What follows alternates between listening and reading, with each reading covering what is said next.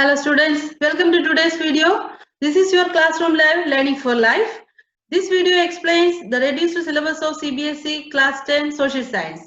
Watch till the end of the video to get an idea about the weightage of marks and the project works. So let's go to the video. This is your syllabus. You can see that there are 4 units: history, geography, political science and your economics units. Okay. Here the number of periods reduced this year as 151, but the marks remains the same. All units carries 20 marks and total comes 80. Now if you come to the content, the first 2 chapters you are supposed to study, there is no change in that. Okay, but come to the section 2, the livelihoods, economies and societies. From this, any one of the theme you are supposed to study, but this is not for the board. This will come for your periodic test only. Section 3, everyday life, culture and politics. From there, the print culture and the modern world chapter is not there this year. Now come to geography, resources and development. That chapter you are supposed to study. There is no change in that, but forest wildlife has been taken out.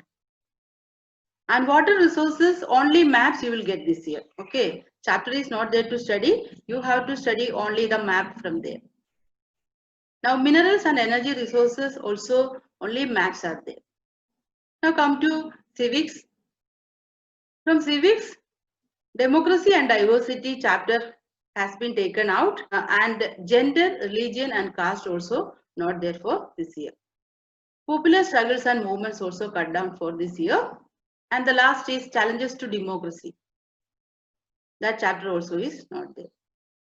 This consumer rights, actually you need not study, but this you are supposed to do as a project. This much is your reduced syllabus for this year, class 10. Now come to your project work. This year you are supposed to do a project work. The themes are given here. The consumer awareness, social issues, sustainable development. Any one. You have to select any one from these topics. The distribution of marks will be like this. For content accuracy, originality and analysis, you will get 2 marks. Presentation and creativity carries 2 marks and your viva carries 1 mark. Now come to the pattern of your question paper. How your question paper is designing, you are supposed to know. Then only you can score good marks in the exam. That means here remembering and understanding. This part carries 28 marks out of 80. That means this part you will get the descriptive model questions. Okay, the answers you are supposed to describe for 28 marks. That is the percentage is 35%. Okay. Then applying model question, that means application level questions for 15 marks you will get. The weightage is 18.75%. Now formulating, analyzing and evaluating and creating. This is the most important part from you in your question paper. That means the board will design the questions in this way. The 32 marks questions you will get from this category. That means you are supposed to formulate answers of your own, and you are supposed to write opinions of your own, and your judgment also, that type, your judgment also you are supposed to write. So this type of questions you will get for 32 marks. The percentage is 40%. And the map work carries 5 marks, and total the marks will come as 80 and the percentage or the weightage is 100%. Next is the internal assessment, that is for 20 marks. From this, periodic assessment carries 10 marks. That means it is divided again into 2. That is pen paper test 5 marks and your multiple strategy works carries 5 marks. Total 10 marks. So pen paper test means any unit test or any class test that teachers give you in the school.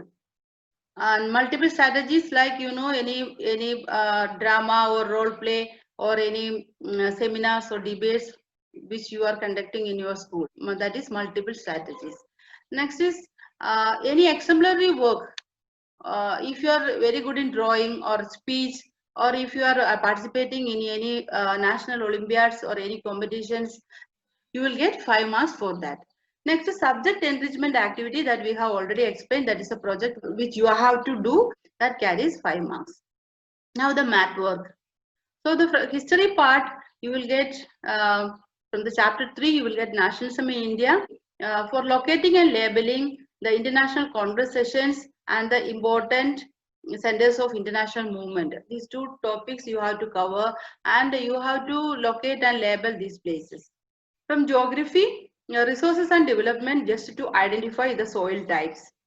And water resources, you have to locate the dams and in which river they have built up. From agriculture, just to identify the major areas of rice and wheat, and the largest or major producer states of sugarcane, tea, coffee, rubber, cotton, and jute. From minerals and energy resources chapter, the power plants of India, you have to locate and label. That means the thermal power plants and the nuclear power plants. Now, manufacturing industries. From that chapter, locating and labeling cotton textile industries, iron and steel plants, software technology parks. From chapter 7, the lifelines of national economy, locating and labeling major ports of India and international airports. So these are the map work which you are going to get from social science this year. So this is the changes happened in this year for your class 10 social science, and please try to understand the changes and just skip off the cut topics and just concentrate only whatever is needed. Okay. Hope this video was helpful for you. If you have any doubts, please post it in the comment section, and like, share and subscribe. Thank you.